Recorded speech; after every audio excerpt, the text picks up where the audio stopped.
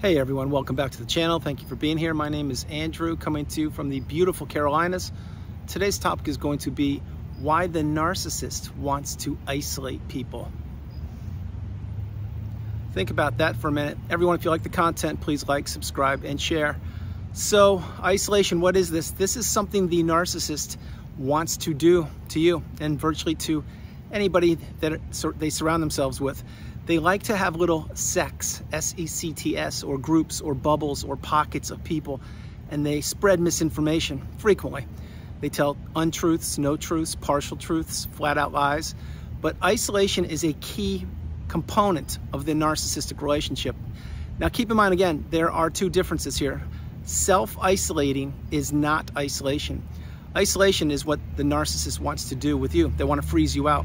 They want to have you lose your support system. They want to have you lose your sense of self. They want to have you lose your job, your money, your status, your health, everything about you. This is exactly what the narcissist wants. Now, self-isolation, which is not about this video, but I need to show you the difference, explain the difference. Self-isolation is when you are not wanting to go outside. You're healing. You're in the cocoon of boundaries, or you're processing things, or if the relationship ended recently, you just are trying to put yourself back together. That's not what this video is about, but that's an illustration of the difference between self-isolation and being isolated. The narcissist wants to isolate people. Now let's think about immediate family members. Many times the narcissist will withhold time being spent with children or grandchildren or spouses or brothers or sisters, moms, dads, whomever, because they don't want other individuals communicating without them knowing what's going on. Remember, the narcissist likes to monitor everything about you. Your social circle, your status, who you're talking to, who you're not talking to, the clothes you wear, your job, everything about you. They want to monitor this, and it seems like a lot, but it's really the truth. The narcissist needs to be in control, and they want to be in control of virtually everything around them, which for a period of time was your relationship with them. You just didn't know it. You couldn't wrap your head around it because most likely you did not know what narcissism was. And now you're getting light bulb moments left, right, and center, and you're understanding, wow, this individual I spent time with, maybe it's my mom, maybe it's my sister, maybe it's my romantic interest, who knows, a friend, a colleague, a coworker, a person in a community or organization you are and or were a part of. These people are everywhere. And the whole point is not to have your narcissistic abusive radar on walking the planet. That's not what I do. It's to just keep you aware, to have you become awake and educated and empowered, and understand that if you've gone through the narcissistic abusive cycle, and you've made it this far in the video, you know what I'm talking about. Drop comments below. But now you have boundaries. Now you are not a people pleaser. Now you are not isolated or self-isolating, unless, again, like I shared, you haven't fully healed yet. Getting back on track to the thumbnail, why the narcissist wants to isolate people. It's because they can drive wedges in between individuals and whatever matters to them. So let's say it's your hobbies. Example, you used to go to the gym and work out or exercise. Well, you met the narcissist, and then lo and behold, the narcissist starts going to the gym with you. Well, what do? They get introduced to your coaches, your trainers, your friends, their colleagues, whomever they are, and the narcissist then begins to work on those people. When I say work on those people, I mean befriend them, grab cups of coffee with them, get rides home from them, learn about them. And the whole time they're doing this, most likely, not always, but many times, they're trying to throw you under the bus. And because they've now leveraged you and your relationship with the gym against yourself. So example here, you were going to the gym, working out, exercising, doing everything like by the book, and then you met the narcissist, and then they start going to the gym with you, and what do? Next thing you know, you go into the gym a couple weeks later, a month later, no one's talking to you, you're being frozen out, you're getting the cold shoulder, or people aren't laughing at your jokes any longer. The common denominator there is that you've done nothing. You just introduced a toxic, narcissistic individual into your hobby, which is exercise, and they've now driven wedges between you and that whole community. I hear this so frequently, specifically with exercise, but not exclusive to that, of course. Another way the narcissist wants to isolate you is parental alienation, which I've mentioned recently on the channel. Let's say the grandkids or the kids, and let's say your spouse was the narcissist or is the narcissist. Many times they don't want you to have custody of the kids. Why? Because they don't want you to be teaching and raising children the appropriate way. They don't want you to teach them boundaries or manners, or that not everyone has their best interest at heart. What they want to be doing is imploding that relationship with you and these children or grandchildren.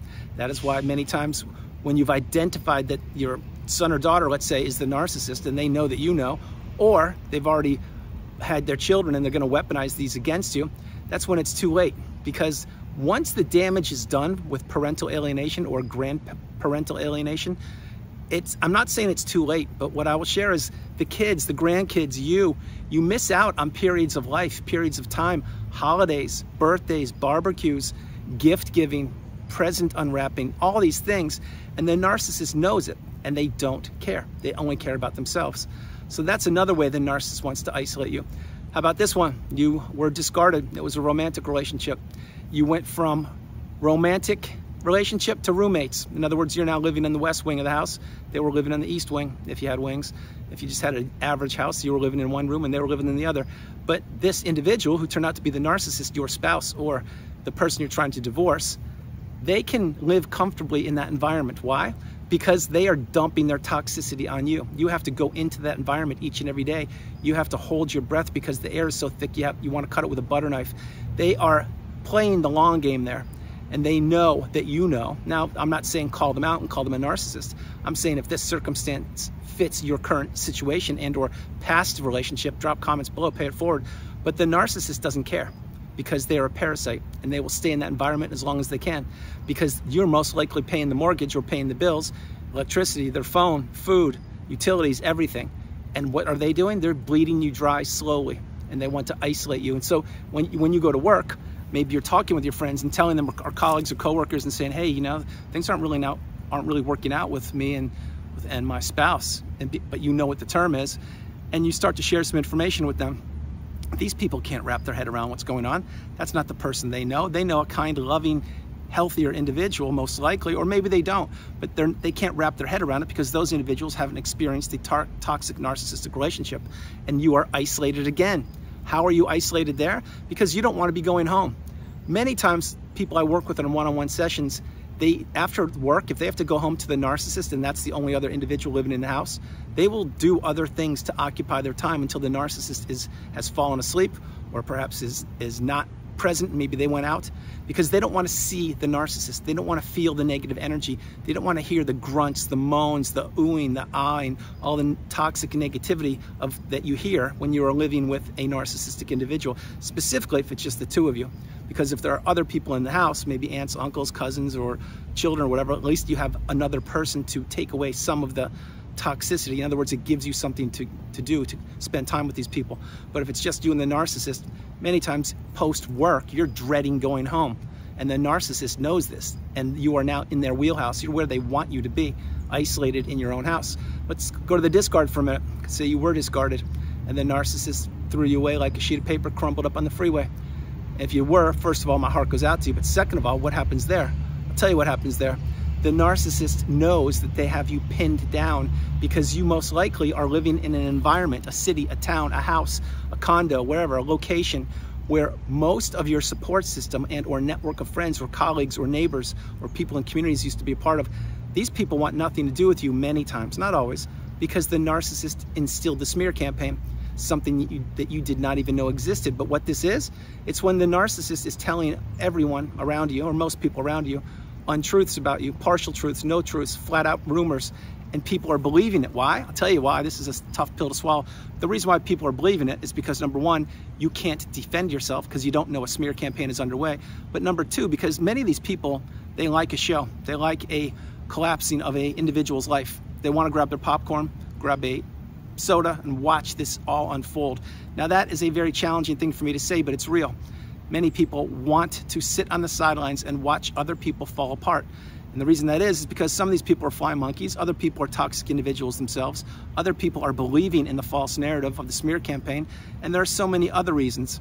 But the point being there is, this is where you're isolated, and the narcissist, many times when they discard you, or let's say that the relationship ended, they will relocate very close to your house where you live.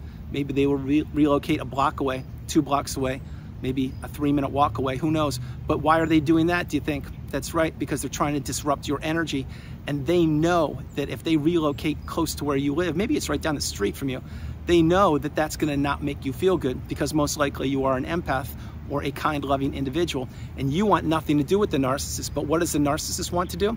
They want to keep you isolated in your own house or environment and not go out and not heal and not move forward. And this will isolate you. It will have you being stuck in your house, and you'll feel like you're trapped, and you will feel like you are isolated.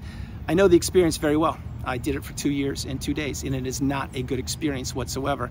It is very, very challenging to stay in a house where you raised kids and you were married and you were discarded and you had to stay there until that house sold. That is a very, very challenging period of time. But again, I did it. If I did it, you can do it. But isolating is a huge thing the narcissist wants to do to you and with you. Same thing with when the narcissist triangulates you. What are they doing there? Well, they're putting you on an island, and they're putting another individual who may or may not even exist high on the pedestal and making you think, hey, wait, why is this person giving you compliments? Who are they? I've never heard that name before. What's going on? Well, this is all meant to isolate you again. Keep in mind, what is isolation? Isolation is not love, abundance, growth, togetherness. Isolation is when you are by yourself on an island, all alone. Nobody is there to rescue you. No one is there to save you. No one is there to listen to you. This is what the narcissist does to individuals. This is what they want to do. Let's take financial resources for a moment. Let's say you had some money or a lot of money or somewhere in between, who knows? Well, you fell in love with the narcissist, and what did you do? Well, you probably showered them with vacations all over the globe, or put a roof over their head, or paid for their bills, or got them smartphones or laptops, or paid for their internet. Who knows what you did? But the point is, your money was being bled dry. And each and every time the credit card bills would come in, when in the past you didn't even have credit card bills, but now you are up to your eyeballs in credit card bills. Because why? Because the narcissist is spending your money, or they are love bombing you here and there to get you to spend your money. And now they're getting you to spend money that you don't even have, i.e. a credit card. So what happens here? Well, it's very simple, Narcissism 101. When the gravy train is over, in other words, there's no more money to be had coming from you, your supply steps right up to bat, and it's their turn to take a swing. And what happens there? Boom, you get discarded. You are isolated again. Now you have no money. Now your health took a hit. Now your social status took a hit. Your network of friends has blown up. Perhaps you lost your job, and or you are not producing well at work. Maybe you don't even want to get out of bed. What happens here? The narcissist doesn't skip a beat. They simply insert another individual, either a person who they are recycling, who hasn't healed, or maybe they're a toxic individual themselves, or they have the brand new supply, the new shiny object with a brand new clean slate of cash and many resources that you used to have, they now have. And that's what the narcissist will go through for the next cycle in their life. This cycle, the narcissistic abusive cycle, it goes on and on and on. And this is a very serious and challenging experience to go through, especially when you don't have the wisdom, or you didn't know what narcissism was. And that's how virtually every one of us in the community found out about narcissism. We had our light bulb moments like, oh my gosh, that's what this is? And it's not just me, there's a whole community of people. Yes, yes, and yes. But again, going back to the narcissist, they just slither away. They go off into the dark deepness, the cesspool, the low vibrational state, and they look for another unsuspecting individual. The whole time, they are isolating anybody they possibly can. Watch this one. Children, super quick. There's the golden child and the scapegoat, and then there are other kids in between. Who knows? Well, if the golden child, which is the child that can do no wrong, is treated better than the scapegoat who can never do anything right, that's isolating also, isn't it? Think about it. Yes, it is, because the scapegoat is being blamed for everything they did or didn't do, or should or shouldn't have known, and the golden child skates through life, as long as they're living with the narcissist, that is, or as long as the narcissist is still protecting them. But the scapegoat can't wait to get out of the household. When they turn 18 or 21, they want to run for the hills because they know they weren't treated properly, and their childhood wasn't what it should have been. It was a competition with them and the golden child. Side note right there, whole point being, why the narcissist wants to isolate people? They want to isolate as many people as they possibly can because it's fun for them. It gives them supply. It keeps them in control. It helps them to damage relationships. It helps them to blow up relationships. It helps them to create irreparable relationships. In other words, many times when the damage is done, it's too late. You can't go back because now this alienation and or isolation that the narcissist has thrown at you, maybe with kids, grandkids, friends, networks, your gym, whatever it is, many times it's too late.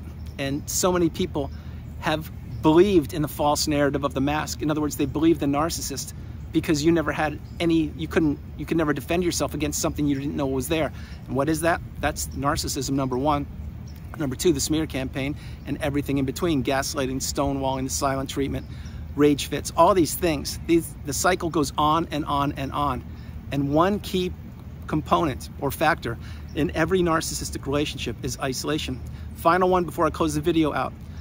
One of the loneliest times in your entire life will be when you're sitting right next to an individual who turns out to be the narcissist or somebody toxic, and you believe you're in love with them, or you believe that you two are headed in the same direction, or you married them, or they're a close family member, whoever, and you think that they are on your side.